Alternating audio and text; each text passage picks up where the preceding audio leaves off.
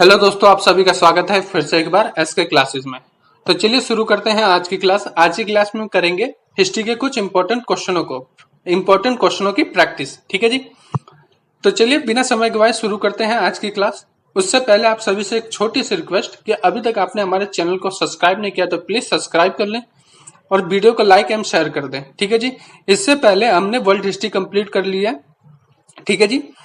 और ज्योग्राफी की और हिस्ट्री के हम अब क्वेश्चन डाल रहे हैं प्रैक्टिस सेट, जिससे आपके अच्छे से रिवीजन हो सके। ठीक है जी। तो चलिए सबसे पहला क्वेश्चन देखते हैं आज का पहला क्वेश्चन है कि किसकी समाधि के कारण नंदे गुरु द्वारा सिखों द्वारा पवित्र माना जाता है? किसके द्वारा? ऑप्शन ए है आपका कि गुरु रामदास, ऑप्शन बी है गुरु अंगद, ऑप्शन सी है आपका गुरु अर्जुन देव, या ऑप्शन डी गुरु गोविंद सिंह। चलिए इसका आंसर आप कमेंट्स कीजिए, जिससे आपकी प्रैक्टिस हो जाएगी। ठीक है जी। तो चलिए इसका हम सही उत्तर की बात करें तो वो है ऑप्शन नंबर डी कि गुरु गोविंद सिंह द्वारा, जो नंदे गुरु द्वारा सिखों द्वारा क्या माना जाता है? पवित्र माना जाता है। ठीक है जी। अगला क्वेश्चन है सेकंड क्वेश्चन कि महाभिशाप शास्त्र के रचयिता हैं। महाभिशाप जो शास्त्र है ये किसके, इसके रचयिता कौन है? ये क्वेश्चन इंपॉर्टेंट है क्योंकि ये क्वेश्चन ऐसे आते हैं कि किस पुस्तक के रचयिता कौन है। ठीक है जी। तो चलिए इसका उत्तर बताइए। इसका ऑप्शन ए है कि वसुमित्र, ऑप्शन बी है असंग, ऑप्शन सी है नागार्जुन, या ऑप्शन डी अश्वघोष। बताइए इसका उत्तर कमेंट्स कीजिए कि इसका सही उत्तर क्या होगा। तो इसके सही उत्तर की बात की जाए तो वो है वसुमित्र। महाभिशाप के रचयिता कौन है? तो वसुमित्र। ठीक है जी। चलिए अगला क्वेश्चन देखते हैं। ये जितने भी क्वेश्चन है ये आपके एग्जाम के पर्पज से मोस्ट इंपोर्टेंट क्वेश्चन है। अगला क्वेश्चन है कि किसने प्रसिद्ध चिटगांव शस्त्रागार धावे की आयोजित किया था? जो चिटगांव जो था शस्त्रागार धावे, उसकी आयोजित किसने किया था? उसको हमें बताना है कि उसको आयोजित किसने किया। ऑप्शन ए कहता है कि लक्ष्मी संगल सहगल, ऑप्शन बी है सूर्य सेन, ऑप्शन सी है बटुकेश्वर दत्त, या ऑप्शन डी जे एम सूर्य सेनगुप्त। सॉरी, जे एम सेनगुप्त। तो इसका सही उत्तर क्या हो जाएगा? कमेंट्स कीजिए। तो इसका सही उत्तर होगा option number B Suryasen. Chittagong शस्त्रागार के धावे के जो शस्त्रागार धावे था उसके आयोजकता कौन थे? तो वो थे सूर्यसेन। ठीक है। अगला क्वेश्चन है कि ग्वालियर राज्य की स्थापना किसने की थी? जो ग्वालियर राज्य है उसकी स्थापना किसने की थी? इसका उत्तर आप कमेंट्स कीजिए। ऑप्शन ए है माधवराव सिंधिया, ऑप्शन बी है बाजीराव सिंधिया, ऑप्शन सी है महादजी सिंधिया, या ऑप्शन डी जीवाजी राव सिंधिया। तो इसके सही उत्तर की बात की जाए तो वो है option number D Jiwaji Rao Scindia ने किसकी स्थापना की थी? तो ग्वालियर राज्य की। तो इसका सही उत्तर क्या होगा? Option number D Jiwaji Rao Scindia ने ग्वालियर राज्य की स्थापना की थी। ठीक है जी।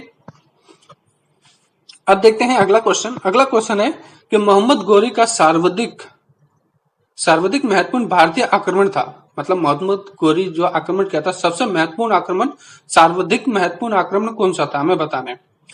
तो ऑप्शन ए है कि मुल्तान पर आक्रमण, ऑप्शन बी है तराइन पर प्रथम युद्ध, या तराइन का द्वितीय युद्ध, या भिंडा पर आक्रमण।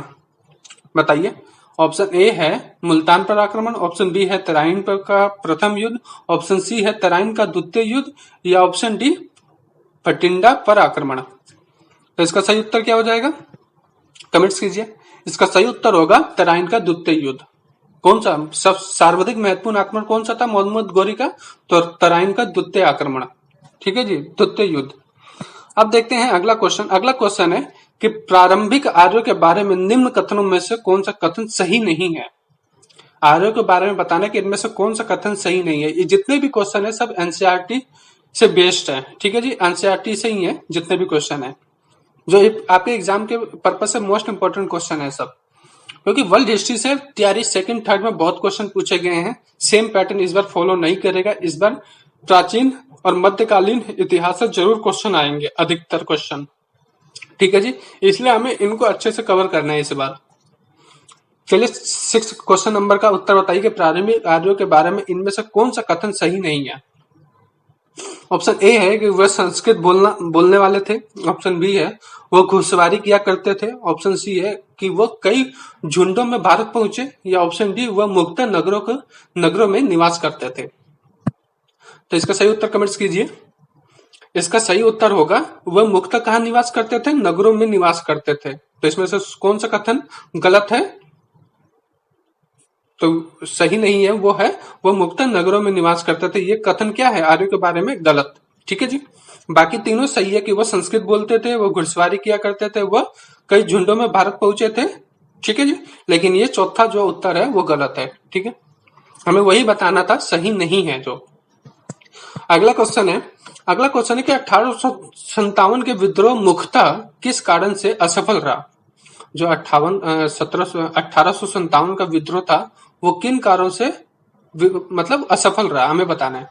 ऑप्शन ए है कि हिंदू मुस्लिम एकता की कमी से, ऑप्शन बी है किसी सामान्य योजना और केंद्रीय संगठन की कमी से, ऑप्शन सी है कि इसके प्रभाव का सीमित क्षेत्र, या ऑप्शन डी जमींदारों की असहभागिता। इसका उत्तर कमेंट्स कीजिए, सही उत्तर क्या होगा। 1857 का विद्रोह का मुख्य असफल रहने का कारण क्या था, हमें बताना है। तो बताइए इसका सही उत्तर क्या होगा, मुख्य कारण। तो इसका सही उत्तर होगा ऑप्शन नंबर बी, कि किसी भी सामान्य योजना और केंद्रीय संगठन की कमी थी, इसलिए वो विद्रोह 1857 का विद्रोह क्या हुआ, तो विफल हो गया, असफल हो गया।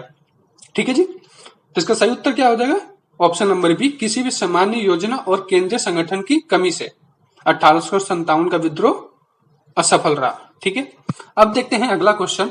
अगला क्वेश्चन है कि सर्वप्रथम भारत में विशुद्ध संस्कृत भाषा में लंबा अभिलेख किस राजा द्वारा जारी किया गया था। हमें बताना है कि जो विशुद्ध संस्कृत भाषा में जो लिखा गया था अभिलेख, वो किस राजा द्वारा जारी किया गया था। आपके ऑप्शन ए है कि यमन राजा मिंडार द्वारा, ऑप्शन बी है शक राजा रुद्रदामन द्वारा, ऑप्शन सी है पार्थव राजा गोंदोफिरनस द्वारा, या ऑप्शन डी कुषाण राजा कनिष्क द्वारा। तो इसका सही उत्तर बताइए, आप कमेंट्स कीजिए। इसका सही उत्तर होगा जो विशुद्ध संस्कृत भाषा में अभिलेख जारी किया था वो राजा थे शक राजा रुद्रदामन द्वारा। उन्होंने क्या किया था, विशुद्ध संस्कृत भाषा में अभिलेख जारी किया था। ठीक है जी। तो वो कौन थे, शक राजा रुद्रदामन। ठीक है, अगला क्वेश्चन देखते हैं। अगला क्वेश्चन है कि चालुक्य राजा पुलकेशिन द्वितीय को किसने पराजित किया था। मोस्ट इंपोर्टेंट क्वेश्चन है कि चालुक्य राजा जो पुलकेशिन द्वितीय थे उनको पराजित किसने किया था।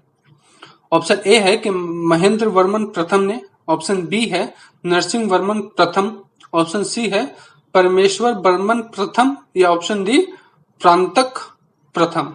इसका सही उत्तर आप कमेंट्स कीजिए, इंपॉर्टेंट क्वेश्चन है ये, आपके एग्जाम में इस बार आ सकता है कि चालुक्य राजा पुलकेशिन द्वितीय को किसने पराजित किया था।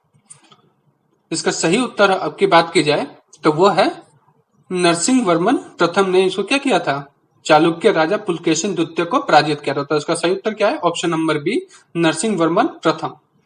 इन्होंने क्या किया, तो चालुक्य राजा पुलकेशिन द्वितीय था उनको क्या किया था, पराजित किया था। ठीक है, अगला क्वेश्चन देखते हैं। कामागाटा मारू क्या था, हमें बताना है कामागाटा मारू क्या है।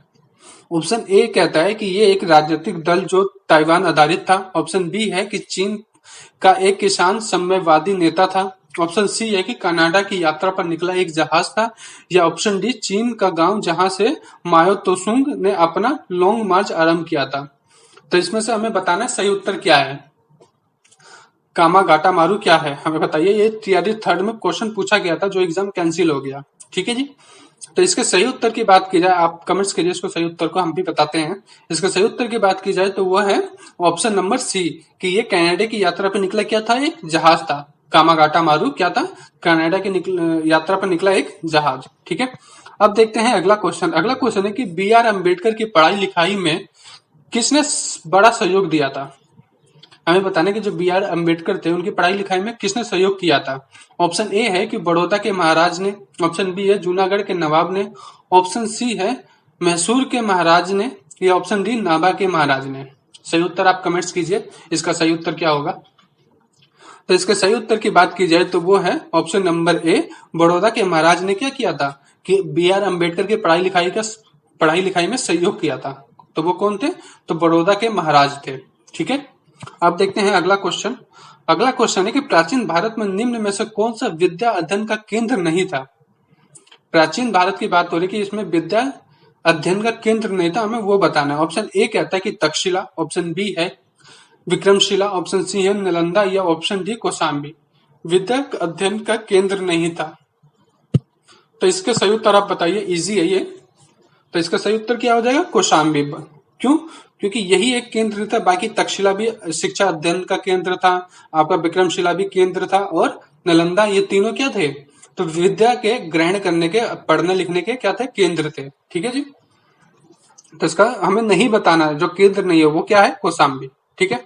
अब देखते हैं अगला क्वेश्चन। अगला क्वेश्चन है कि जलाउद्दीन फिरोज खिलजी के शासन काल में घटी घटनाएं इनमें से एक बतानी है, कि कौन सी वो घटी घटनाएं हैं। ऑप्शन ए कहता है कि काड़ा, मणिकपुर के सूबेदार मलिक काफूर का विद्रोह। ऑप्शन बी है कि दिल्ली के एक दरवेश सिद्दी मौला का षड्यंत्र। ऑप्शन सी है उलुग के नेतृत्व में मंगोलों का मुसलमान बनना, नव मुसलमान एवं उनके द्वारा दिल्ली के बाहर मुगलपुरा नामक बस्ती बसाना, या उपरोक्त सभी। तो इसके सही उत्तर की बात की जाए, जो इसमें से घटना है वो तीनों ही है। ठीक है जी। ये तीनों ही की घटनाएं किसके शासनकाल में घटी है? तो फिरोज शाह खिलजी के, मतलब खिलजी के काल में, जलाउद्दीन फिरोज खिलजी के शासनकाल में ये तीनों ही घटनाएं घटी हैं। ठीक है। अगला क्वेश्चन है कि नाना देशी नियम क्या था। इंपॉर्टेंट क्वेश्चन है कि नाना देशी नियम क्या था। ऑप्शन ए कहते हैं कि दूर दूर से प्रदेशों एवं विदेशों के साथ व्यापार करने वाली व्यापारियों का निगम था। ऑप्शन बी है कि नगर के व्यापारियों का निगम था। ऑप्शन सी है कि तेल के व्यापार करने वालों का निगम था, या डी इनमें से कोई नहीं। तो इसके सही उत्तर आप कमेंट्स कीजिए कि क्या होगा। नाना देशी निगम क्या था? सही उत्तर आप कमेंट्स कीजिए। तो इसके हम सही उत्तर की बात की जाए तो वो है कि दूर दूर से पूरे देश और विदेशों के साथ व्यापार करने वाले व्यापारियों का ये नियम था। जो एक देश से दूसरे देश व्यापार करते थे, तो ये उन सभी देशों के बीच में बनाया जाने वाला एक नियम था। क्या? नाना देशी नियम। ठीक है जी। याद रखिएगा, क्वेश्चन पूछा जा सकता है इस बार के एग्जाम में, री एग्जाम में। ठीक है। अगला क्वेश्चन है कि सारनाथ के धूमेक स्तूप का निर्माण किस काल में हुआ? हमें बताना है कि सारनाथ के धमेक स्तूप का निर्माण किस काल में हुआ। ऑप्शन ए है मौर्य काल में, ऑप्शन बी है कुषाण काल में, ऑप्शन सी है शुंग, या ऑप्शन डी गुप्त। तो इसके सही उत्तर की बात की जाए तो वो है ऑप्शन नंबर डी, कि इसका निर्माण हुआ था गुप्त काल में। धमेक स्तूप का निर्माण किस काल में हुआ? तो गुप्त काल में। सारनाथ के धमेक स्तूप का निर्माण गुप्त काल में। ठीक है। याद करते हुए चलना है। अभी तक आपने प्लीज वीडियो को लाइक नहीं किया तो प्लीज वीडियो को लाइक कर दीजिए और चैनल को सब्सक्राइब कर लीजिए। ठीक है जी। क्योंकि आप सभी के लिए मेहनत करता हूं। ठीक है जी, कि आपकी प्रैक्टिस हो सके। अगला क्वेश्चन है कि सिंधु सभ्यता निम्नलिखित में से किस युग में पड़ता है? मतलब सिंधु सभ्यता जो है वो किस युग में है, हमें बताना है। तो ऑप्शन ए कहता है कि ऐतिहासिक काल, ऑप्शन बी है कि प्रगति ऐतिहासिक काल, ऑप्शन सी है कि उत्तर प्रगति ऐतिहासिक काल, या ऑप्शन डी अद्य ऐतिहासिक काल। हमें बताना है कि सिंधु सभ्यता किस युग की है। तो इसके सही उत्तर की बात की जाए तो वो क्या हो जाएगा? अद्य ऐतिहासिक काल की युग की है। कौन सी? सिंधु सभ्यता। ठीक है जी। याद रखना है कि सिंधु सभ्यता किस काल की है? तो अद्य ऐतिहासिक काल की। ठीक है। अगला क्वेश्चन है, इंपॉर्टेंट क्वेश्चन है ये, कि किस कृषक विद्रोह के नेताओं ने यह नारा दिया, हम महारानी और सिर्फ महारानी की ही रैयत होना चाहते हैं। इंपॉर्टेंट क्वेश्चन है, पूछा जा सकता है। ठीक है, कि हम महारानी और सिर्फ महारानी की रैयत होना चाहते हैं, ये किस कृषक विद्रोह के नेताओं का नारा था, बताना है। ऑप्शन ए है कि पावना विद्रोह, ऑप्शन बी है कि दक्कन उपद्रव, ऑप्शन सी है चंपारण का नील सत्याग्रह, या ऑप्शन डी गुजरात का खेड़ा सत्याग्रह। सही उत्तर कमेंट्स कीजिए आप लोग। तो इसके सही उत्तर की बात की जाए तो वो है पावना विद्रोह। किस कृषक विद्रोह का नेताओं ने नारा क्या दिया था? वो विद्रोह कौन सा था? तो वो विद्रोह था पावना विद्रोह के जो नेता थे, उन्होंने ये नारा दिया था कि हम महारानी और सिर्फ महारानी की ही रैयत होना चाहते हैं और किसी की नहीं। ठीक है जी।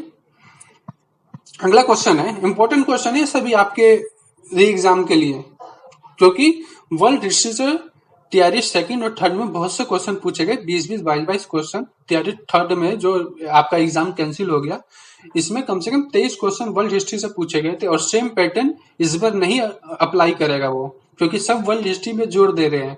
और मैंने भी वर्ल्ड हिस्ट्री को अच्छे से कवर किया, लेकिन फिर भी मिडिल हिस्ट्री और मतलब प्राचीन और मध्यकालीन दोनों हिस्ट्री इस बार इंपॉर्टेंट होने वाले हैं।